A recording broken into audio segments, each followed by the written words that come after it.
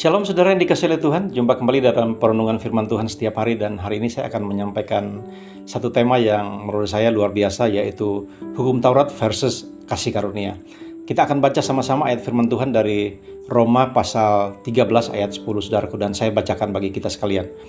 Kasih tidak berbuat jahat terhadap sesama manusia, karena itu kasih adalah geganapan hukum Taurat. Nah saudara, hari ini kita coba melakukan pembandingan atau perbandingan bagaimana hukum Taurat terhadap kasih karunia saudaraku. Dan di sini ada beberapa poin yang saya catat, di mana bahwa yang pertama, hukum Taurat memberitahukan manusia akan dosa, dan sebaliknya bahwa kasih karunia saudaraku mengampuni akan dosa. Nah saudara, jika kita percaya bahwa hukum Taurat memberitahukan manusia akan dosa, saudara, maka dapat dikatakan bahwa melalui hukum Tauratlah kita manusia mengenal dosa. Nah, saudara, ini sebuah refleksi bagi kita bahwa ketika kita orang-orang percaya mengaku bahwa kita hidup di bawah kasih karunia, maka cara atau perilaku kita memperlakukan orang lain itu akan berbeda. Saudara, jika hari ini kita masih sering mengumbar dosa teman kita, jika hari ini kita sedang membuka aib teman-teman kita, hari ini kita sedang membesar-besarkan dosa atau pelanggaran sahabat kita, maka sesungguhnya kita belum hidup di bawah kasih karunia. Kenapa saudaraku? Karena di sini firman Tuhan katakan bahwa hukum Taurat memberitahukan manusia akan dosa.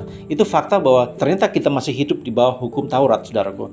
Sementara hari ini kita saudara, kita di bawah hukum kasih karunia. Nah, apa yang dimaksud dengan hukum kasih karunia saudaraku? Bahwa kita menerima keselamatan, kita dimampukan melakukan hukum Taurat karena kita ada di bawah kasih karunia. Oleh karena kasih karunialah kita dimampukan untuk melakukan perintah Allah. Itu yang poin yang pertama saudaraku. Jadi kita harus melihat saudara kita ketika mereka ada dalam kelemahan mereka, bahwa mereka membutuhkan kasih karunia Tuhan. Bukannya diadili, bukan dihakimi, tetapi mereka didoakan supaya mereka bertobat, mereka berubah dari kesalahan mereka, dan mereka menerima kasih karunia dari Tuhan. Yang berikut saudaraku, poin yang berikut, hukum Taurat memberitahukan kepada kita bahwa Allah menginginkan kekudusan sebagai ciri daripada orang percaya. Nah saudara yang dikasihi oleh Tuhan, sebaliknya, tetapi dengan menerima kasih karunia kita dikuduskan dalam nama Yesus. Nah ini sebuah perbandingan yang luar biasa saudaraku. Melalui hukum Taurat kita melihat bahwa Allah menuntut dari kehidupan kita sebagai orang percaya, kita dituntut kekudusan. Tapi dari hukum kasih karunia kita dimampukan saudaraku, kita diberikan kasih karunia untuk dikuduskan di dalam Yesus Kristus. Sehingga di dalam kasih karunia saudaraku kita dikuduskan, bukan karena kita layak dikuduskan, tapi kita dilayakkan atau dikuduskan, dipilih dan dikuduskan. Nah saudara, ini hal yang berbeda, ini poin yang berbeda, bahwa di dalam hukum Taurat saudaraku kita kita dituntut untuk hidup menampilkan kehidupan yang hidup yang kudus. Tapi di dalam kasih karunia kita dimampukan untuk dikuduskan dalam nama Yesus. Nah saudara, jadi hari ini sebuah pembelajaran bagi kita bahwa mari hidup kita sudah hidup di bawah kasih karunia, sehingga hidup kita terus dimampukan. Ketika hari ini kita gagal untuk hidup kudus di hadapan Tuhan, percayalah bahwa kita masih punya kesempatan. Kita masih punya banyak kesempatan, tetapi mari kesempatan yang banyak ini jangan kita jadikan sebagai alasan untuk kita hidup dalam dosa. Tapi kita mendorong hidup kita men-challenge hidup kita supaya kita terus ada dalam hadirat Allah, di hidup yang berkenan kepada Tuhan. Nah saudara dikasihi oleh Tuhan, hukum Taurat memperlihatkan karakter Allah. Artinya melalui hukum Taurat kita tahu bahwa Allah itu maha kudus. Melalui hukum Taurat kita tahu bahwa Allah maha pengasih dan seterusnya. Tapi oleh karena kasih karunia dapat menghasilkan karakter Allah. Oleh karena kasih karunia dalam hidup kita saudaraku, kita boleh menampilkan kehidupan Kristus. Oleh karena kasih karunia saudaraku, kita boleh dimampukan menampilkan karakter Kristus dalam hidup kita. Sehingga kalau hari ini kita merasa bahwa kita berkenan kepada Tuhan, kita melihat bahwa hidup kita berkenan kepada Tuhan, itu bukan karena kuat dan gagah kita, tapi karena kemurahan Allah.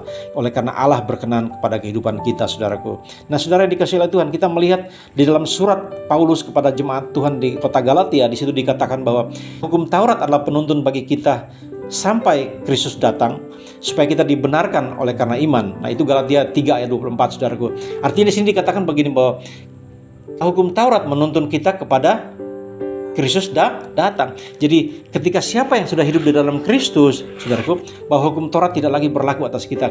Di dalam hidup kita berlaku hukum kasih karunia. Ini jelas saudara, bahwa hari ini kita bukan lagi hidup di bawah hukum Taurat. Perintah-perintah yang kita lakukan bukan karena kita taat kepada hukum Taurat, tetapi karena kita mengasihi Tuhan. Nah saudara, luar biasa, Tuhan tahu bahwa manusia dengan usaha dirinya sendiri tidak akan mampu menyelamatkan dirinya dari dosa, sehingga Tuhan datang memberikan kepada kita kasih karunia. Kita diselamatkan, kita ditebus dari kesia-siaan hidup kita ditebus dari segala dosa kita, sehingga kita dimampukan untuk hidup di dalam kebenaran Allah. Di dalam Roma pasal 5 ayat 2, di situ dikatakan begini saudaraku, bahwa oleh Dia kita juga beroleh jalan masuk oleh iman pada kasih karunia. Di dalam kasih karunia itu kita berdiri dan kita bermegah dalam pengharapan akan menerima kemuliaan Allah. Nah, saudara, di dalam kasih karunia ada pengharapan, ya. Di dalam kasih karunia, saudara, kita dimungkinkan untuk menerima kemuliaan Allah. Di dalam kasih karunia kita dimungkinkan untuk memiliki pengharapan yang kuat di dalam Kristus, bahwa sungguh kita dimampukan untuk melakukan pekerjaan-pekerjaan Allah. Kita dimampukan untuk melakukan perintah Allah. Di dalam hukum Taurat, saudara, hanya menuntut dan menuntut kita melakukan A, B, C dan seterusnya, saudara. Tetapi dalam kasih karunia kita diberikan kasih karunia supaya kita dimampukan, kita diberikan kesempatan untuk terus melakukan perintah Tuhan. Jika kita nggak mampu hari ini, saudara, kita ada kesempatan buat besok. Tapi sebagai catatan bahwa mari kita terus berpegang kuat kepada Tuhan. Tuhan yang kuat, Tuhan yang luar biasa itu, sehingga kita terus hidup bergantung kepada Dia, dan kasih karunia Allah terus terjadi dalam kehidupan kita. Tuhan Yesus memberkati kita sekalian. Haleluya.